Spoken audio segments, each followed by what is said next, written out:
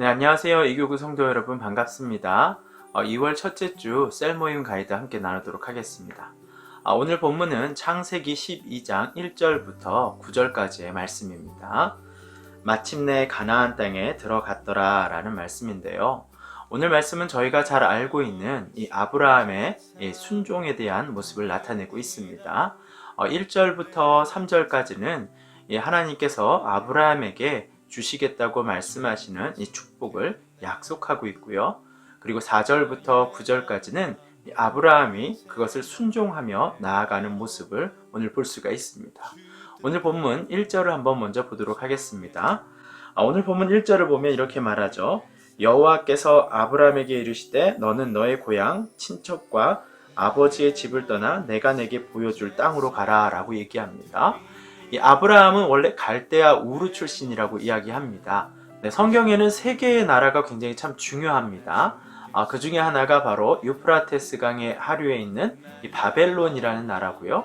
또 그리고 티그리스 강이 있는 바로 이 아수르라는 나라입니다. 그리고 마지막 나일강 하류에 있는 바로 이집트입니다. 오늘 본문에서 저희는 이 아브라함의 이동 경로를 보면서 그가 이 세 나라를 모두 거쳐간 것을 알게 됩니다. 이 갈대아 우르라는 바벨론에서 출발해서요, 이 하란까지 가게 되고요. 니느웨를 거쳐서 이 하란을 가게 되고요. 그리고 오늘 이제 가나안 땅으로 이동하고 있는 모습을 보게 됩니다. 그렇다면 이 아브라함이 이 땅을 이동한다라는 표현을 썼는데요. 그것이 쉬운 일일까라고 생각해 보면 그렇게 쉬운 일은 아닐 것 같습니다. 이 바벨론도 굉장히 문명이 발달하고 굉장히 강성한 나라였고요. 또 아수르가 탄생했던 그 나라 또한 하란이 있던 곳도 굉장히 강성한 나라였고요. 또 그리고 오늘 이 아브라함이 이동하게 된 이 가나안 땅도 당시에 네피림의 후손이라고 말하는 이 아낙 자손들이 있었습니다. 이 아낙 자손에 대해서는 여러분들이 가나안 정탐꾼 사건을 통해서 잘 아실 겁니다. 키가 거의 2m에 다다르는 굉장히 강성한 이런 사람들이었죠. 그 땅에 바로 이미 그런 사람들이 자리를 잡고 있었다라고 성경은 이야기를 하고 있습니다. 이 아브라함이 하나님의 약속만을 믿고 이 가나안 땅으로 가는 것은 이처럼 쉬운 일은 아니었다라는 것입니다. 근데 오늘 본문은 이렇게 이야기합니다. 여호와께서 아브라함에게 이르시되 너는 너의 고향, 아마 우르겠죠. 그 친척과 아버지의 집을 떠나라. 이 아버지의 집이라고 말하는 것은 이 아브라함이 출발한 이 하란이라는 곳입니다. 이 아버지를 남겨두고 아브라함은 이 조카 롯과 함께 오늘 가나안 땅으로 들어오는 모습을 보여주고 있습니다. 내가 너로 큰 민족을 이루고, 이 민족이라는 표현은 뭐예요?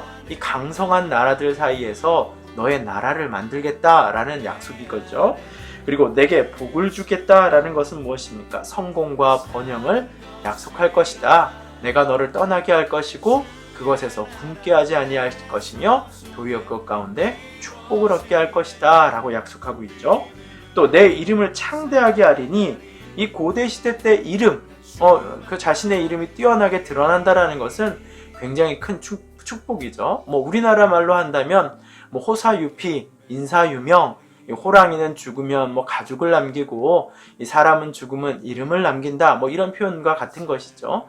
이 고대에도 그 사람의 이름이 드러난다라는 것은 굉장히 큰 축복인 것이죠. 우리가 알고 있는 이 헤브론의 옛 이름이 무엇이라고 말합니까? 기럇 아르바. 이게 무슨 표현입니까? 아르바를 기념하기 위한 곳이다 라는 표현이잖아요. 그처럼 한 사람의 이름이 드러난다라는 것은 이 고대에 있어서 굉장히 큰 축복으로 인식이 되었다라는 말입니다. 자, 너를 축복하는 자에게는 내가 복을 내리고 너를 저주하는 자에게는 내가 저주하리니 땅의 모든 족속이 너로 말미암아 복을 받게 하겠다라고 말합니다. 자, 아브라함이 복을 받는데 어떻게 해요? 너와 함께하는 자들은 복을 받을 것이지만 너를 반대하는 자들, 너와 함께하지 않는 자들은 저주를 받을 것이다 라고 오늘 이야기하고 있습니다. 그리고 아브라함을 통해서, 그를 통해서 사람들이 어떻게 한다 그래요? 복을 받는 복의 근원으로 그의 인생을 사용하겠다라고 말합니다. 자, 그렇게 본다면 오늘 본문에 나와 있는 이 아브라함의 이름과 그의 아내 사라의 이름을 한번 보도록 할게요. 오늘 본문에 보면은 그의 이름을 아브람이라고 이야기하고 있고요. 이 사라의 이름을 뭐라고 말하죠? 사레라고 이야기하고 있습니다. 이 아브람이라는 말은 뭐냐면 높은 아버지가 된다 이런 뜻이지만, 아브라함이라는 뜻은 뭐냐면 열국의 아버지가 될 것이다 이런 표현이고요. 또 사레라는 것은 단순히 왕녀 뭐 그런 사람을 얘기하지만, 이 사라 하면은 뭐예요? 만국의 많은 사람들의 여왕이 될 것이다 이런 표현을 쓰고 있거든요. 다른 말로 말하면 아브라함이 복을 받은 자로서 그를 통해서 많은 자들이 복을 받게 될 것이며, 또 무엇이에요? 너로 큰 민족을 이루겠다라고 말하는 그 하나님의 그 약속으로 인해서 이후에 아브라함의 이름이 이 아브람에서 아브라함으로 바뀌게 되고, 사레의 이름이 사라의 이름으로 우리가 바뀌게 되는 것을 알 수 있습니다. 자, 오늘 본문 보면 이제 이 4절 보면 이렇게 이야기하죠. 아브람이 여호와의 말씀을 따라갔고 롯도 그와 함께 갔으며 아브람이 하란을 떠날 때 75세였더라 라고 이야기합니다. 이 창세기에서 보면 롯에 대한 이야기가 많이 나옵니다. 이 소돔과 고모라의 이야기와 함께 엮여서 나오죠. 사실 데라에게는 세 아들이 있었죠. 그리고 아브라함이 첫째 아들이었고요. 그리고 이 롯이 셋째 아들의 아들이었습니다. 자, 그런데 이 셋째 아들 하란이 먼저 죽었어요. 그래서 이 조카 롯을 아브라함이 키우게 된 것이죠. 어찌 보면 75세까지 자녀가 없었던 이 아브라함과 사라에게는 이 롯이라는 존재는 어떤 존재였을까요? 아마 자신의 자녀와 같은 존재였을 것이라고 생각합니다. 그렇기 때문에 아브라함은 롯을 위해서 양보하는 것을 주저하지 않았고, 또 롯을 구원하기 위해서 그렇게 열심히 노력을 했던 것이 아닌가라고 생각을 합니다. 그래서 오늘 본문에서도 바로 롯을 데리고 가는 이 아브라함의 모습이 나타나죠.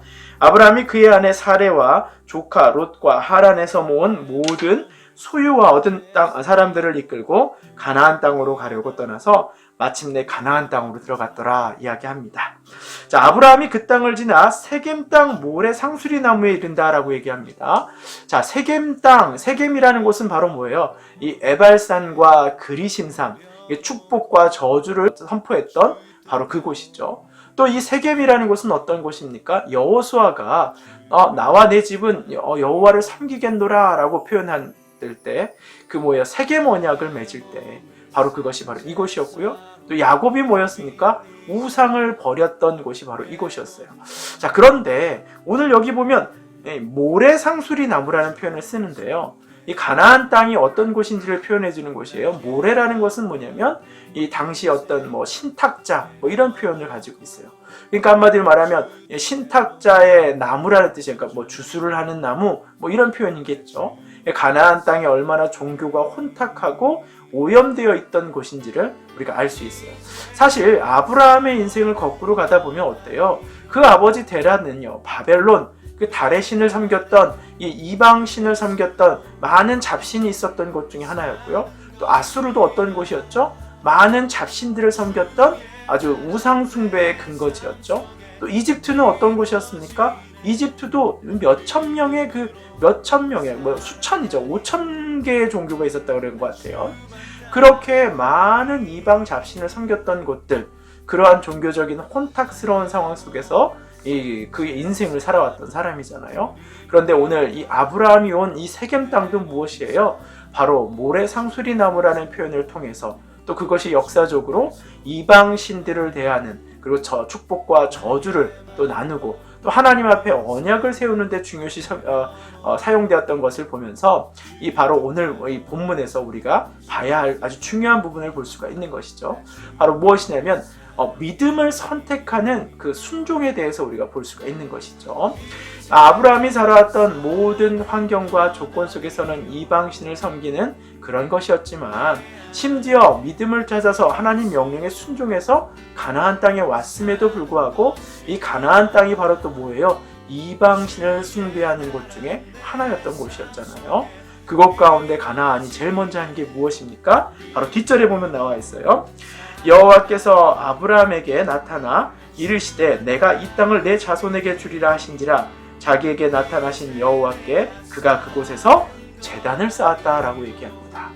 어찌 보면 그 마음 가운데 이 아낙 자손이 있는 그 땅, 이미 그 땅 가운데는 사람이 거주하였다고 얘기하잖아요. 그들을 봤을 때 얼마나 두려웠겠어요. 그럼에도 불구하고 하나님이 이 땅을 그에게 줄 것이며 또 이 땅 가운데 그의 백성을 세울 것이며 또 이 땅 가운데 굶지 아니하고 축복의 삶을 허락하실 것이며 또 이 땅 가운데에서 하나님이 주시는 뭐예요? 그 이름이 드러나게 한다라고 하잖아요. 그를 이곳 가운데 세우실 것임을 믿고 또 그 하나님을 뭐 하는 거예요? 온전히 섬기겠노라 라고 말하면서 이 아브라함은 이 제단을 쌓는 것을 하게 된다라는 것이죠. 또 그리고 뭡니까? 거기서 베델 동쪽 산으로 옮겨 장막을 치니 서쪽은 베델이요 동쪽은 아이라. 그가 그곳에서 여호와께 무엇을 쌓고 제단을 쌓았다라고 말합니다.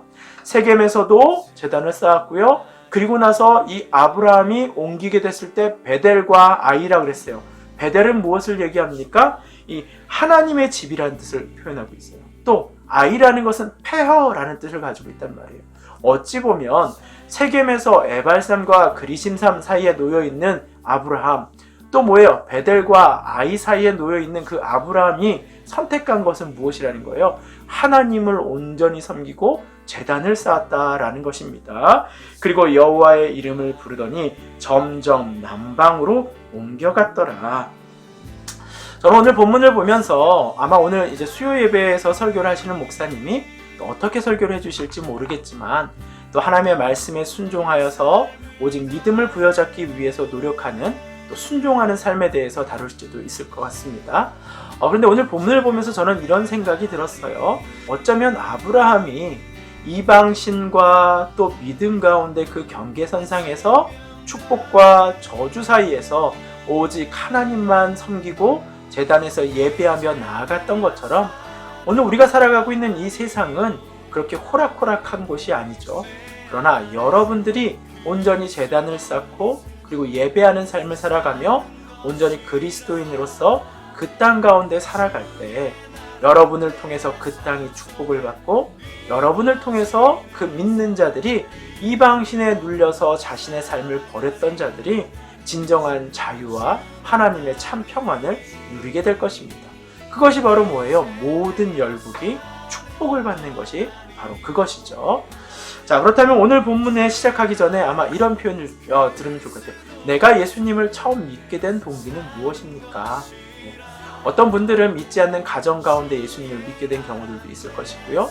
또 어떤 분들은 믿는 가정이었지만 삶의 어렵고 힘든 생활 속에서 또 삶의 가치 중에서 선택해야 되는 어떤 어려움들 가운데 또 이 어떤 세상의 가치와 또 그리스도인의 가치 속에서 방황하면서 예수님을 온전히 믿게 되고 돌아왔을 때 그때의 이야기를 함께 나누면서 오늘 셀 모임을 시작한다면 좋을 것 같습니다. 예배를 직접 대면해서 드리는 것이 제한적이고 또 그리고 또 우리가 또 공동체로 모이는 것이 제한적인 이 시기에 무엇보다도 우리가 하나님의 은혜를 말씀을 통해서 언제나 공급받을 수 있다는 건 큰 축복인 것이에요. 우리에게 성경책이 바로 옆에 있다는 것이 얼마나 큰 축복입니까?